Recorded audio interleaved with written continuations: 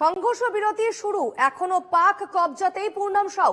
পূর্ণমের স্ত্রীকে ফোন মুখ্যমন্ত্রীর। এই মুহূর্তে আমাদের এক্সক্লুসিভ খবর, একমাত্র দেখতে পাচ্ছেন সেই খবর এনকে টিভি বাংলায়। সংঘর্ষ বিরতি শুরু, কিন্তু এখনো পাক রেঞ্জার্সের কবজাতেই আছে হুগলির পূর্ণম সাউ, যার স্ত্রীকে ইতিমধ্যেই ফোন করেছেন মুখ্যমন্ত্রী মমতা বন্দ্যোপাধ্যায়। এবং এক্সক্লুসিভলি এনকে টিভি বাংলায় একমাত্র সেই ছবি আমরা আপনাদের দেখাবো। পাশে থাকার বার্তা দিয়েছেন মুখ্যমন্ত্রী, কেন্দ্রকে বলেছি কিন্তু কিছু হয়নি, এবার বিএসএফ এর সঙ্গে কথা বলার চেষ্টা করছি, স্বাস্থ্য বিষয়ক কোনো সাহায্য চাইলে আমরা প্রস্তুত, আপনাকে ধৈর্য রাখতে হবে, পূর্ণম সাউয়ের স্ত্রীকে বলেছেন মুখ্যমন্ত্রী মমতা বন্দ্যোপাধ্যায়। দেখুন সেই ছবি এক্সক্লুসিভলি এনকে টিভি বাংলায়।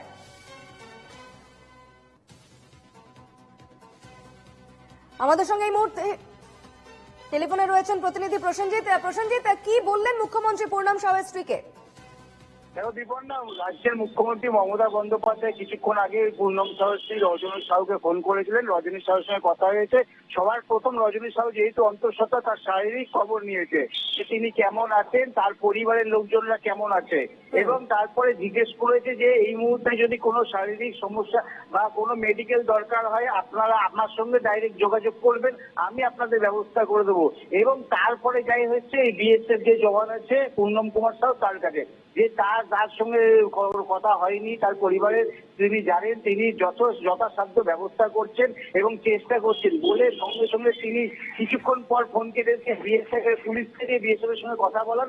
এবং কথা বলার পর মুখ্যমন্ত্রী মমতা বন্দ্যোপাধ্যায় ফের ফোন করেন রাজ্যের পূর্ণম সাউর স্ত্রী রজনী সাউর সঙ্গে কথা বলেন এবং বলেন যে আমরা কথা বলেছি, আশা করছি এক সপ্তাহের মধ্যে হয়তো একটা কোনো ভালো কোনো প্রসেনজিৎ, পূর্ণম সাউয়ের স্ত্রী তিনি নিজে পাঠানকোট গিয়েছিলেন এবং তারপর সেখানে গিয়ে তার আগে বিএসএফ এর উচ্চপদস্থ আধিকারিকরা, বিএসএফ এর কর্তারা পূর্ণম সাউয়ের বাড়িতে এসেছিলেন, তাকে আশ্বাস দিয়েছিলেন।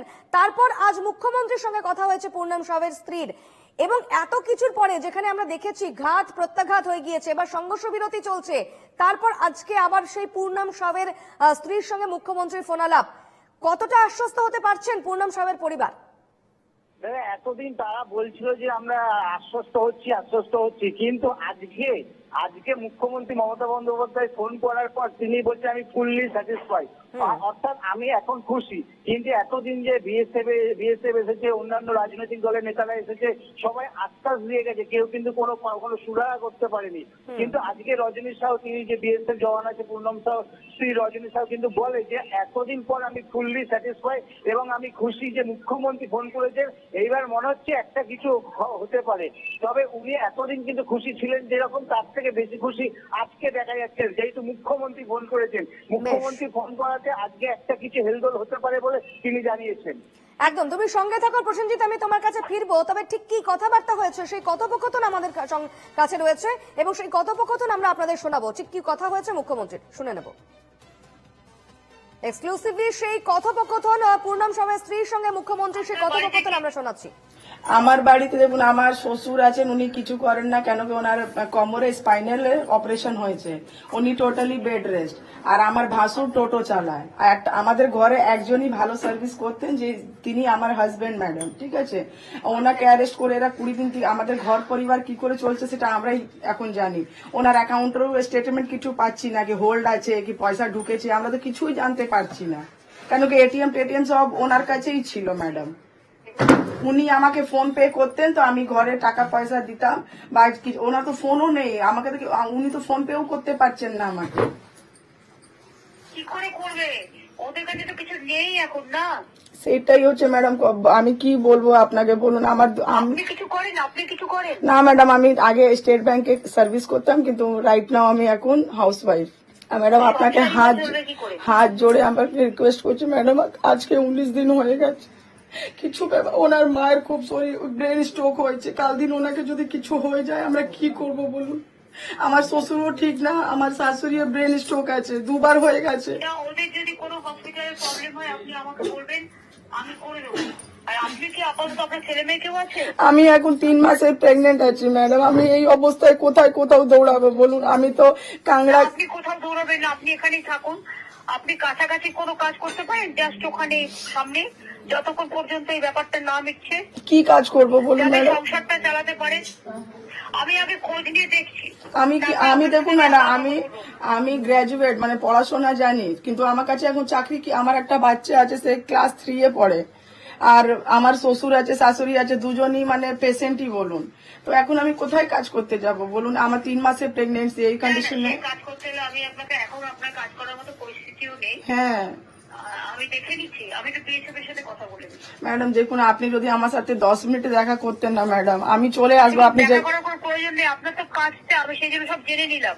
আচ্ছা ঠিক আছে ম্যাডাম, তাহলে ঠিক আমি আছে। অলরেডি আমি ভেবেছিলাম ওরা নিশ্চয়ই করবে, কারণ ওদের আন্ডারে কাজ করে, কিন্তু আচ্ছা। আমি এটা ভাবতে পারিনি যে এতদিন পরে ওরা কেয়ার করবে না। ওই- আমি দেখি আমার অন্য সব কাজে লাগাচ্ছি। যুদ্ধ হয়ে গেল, সবকিছু হয়ে গেল, শুধু ফোন করলে বলে পেশেন্স রাখিয়ে, পেশেন্স রাখিয়ে। কতদিন পেশেন্স রাখবো ম্যাডাম বলুন না না? না, যদি সে অ্যারেস্টে থাকে তাহলে তো পেশেন্স রাখতে পারি, কিন্তু সে যদি বেঁচে থাকে তবে তো আমাকে, আমি ওইটাই, হ্যাঁ ওইটাই হচ্ছে ও ওইখানে কি টর্চার করছে না করছে, কি রকম আছে। না এখন আমি ঠিক আছে, আমি ধরে নিচ্ছি বিএসএফ। হ্যাঁ ম্যাডাম প্লিজ, হাত জোড়ে রিকোয়েস্ট করছি ম্যাডাম, আপনি। আরে কেন বলছেন? আপনি আমার বোনের মতো কেন বলছেন এসব? এটা তো আমাদের ডিউটি। ম্যাডাম অ্যাজ এ ওনাকে যদি আজকে কিছু হয়ে যায় ম্যাডাম, আমার ঘর সামলানোর মতন কেউ নেই ম্যাডাম। আপনার পাশে, আমি আপনার পাশে আছি। আমি যেটা এখন করছি, এখন পুলিশকে দিয়ে আমি বিএসএফ কে ধরাচ্ছি। প্লিজ ম্যাডাম প্লিজ, তাড়াতাড়ি অ্যাকশন নিন এই জিনিসটা নিয়ে, সবাইকে রিকোয়েস্ট করে আমি। চেষ্টা করছি। ঠিক আছে ম্যাডাম, থ্যাংক ইউ। আপনি মেন্টালি একটু, আমি জানি মেন্টালি কাম থাকা প্রয়োজন নেই। শ্বশুর শাশুড়ি যদি ট্রিটমেন্টের কোনো প্রয়োজন হয় ठीक है। ना ना ওনাটা বলবেন, আমি সব করে দেবো। ডক্টর সুদীপ্ত, क्या नाम था उनका, ডক্টর সুদীপ্ত চ্যাটার্জি, উনি এসেছিলেন, যে এমএলএ স্যার হচ্ছেন, উনি আমাদেরকে। আমি আপনাকে বলি, আপনার যদি কোনো প্রয়োজন হয়, হ্যাঁ হ্যাঁ আপনি রিজনাল মিউনিসিপ্যালিটি চেয়ারম্যানকে বলুন, ঠিক আছে আমি সব ব্যবস্থা করে দেবো। ঠিক আছে আপনি ম্যাডাম। কল্যাণের নাম্বার জানেন? হ্যাঁ হ্যাঁ জানি জানি। হ্যাঁ, কল্যাণের নাম্বারে ফোন করে বলবেন দিদি আমাকে বলেছিল আমার এই ট্রিটমেন্টের প্রয়োজন আছে শ্বশুর শাশুড়ি, একটু দিদিকে বলুন এটা। ঠিক তাহলে আছে। বাদবাকিটা আমি বুঝে নেবো। ঠিক আছে ম্যাডাম, ঠিক আছে। ওকে।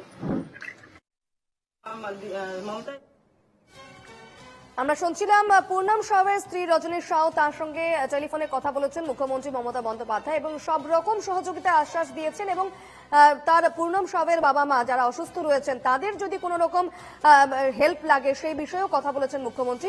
আমি আবারও ফিরবো, আমাদের প্রতিনিধি রয়েছেন টেলিফোনে, প্রসেনজিৎ। দেখো দীপনদা, যে রাজ্যের মুখ্যমন্ত্রী যে মানবিক মুখ বা মানবিক রূপ তুলে ধরছেন, যে বিপদে যারা পাশে থাকার কথা, যেহেতু উনি কেন্দ্রীয় সরকারের আন্ডারে কাজ করেন, কেন্দ্রীয় সরকারের আন্ডারে চাকরি করেন, তাদের পাশে থাকার কথা, তারা এখনো পর্যন্ত এতগুলো দিন হয়ে গেছে তারা কোনোভাবে চেষ্টা করতে পারেনি তাকে ছাড়িয়ে আনা, যে পাশে ইন্ডাস্ট্রির হাতে আটকে হয়ে গেছে।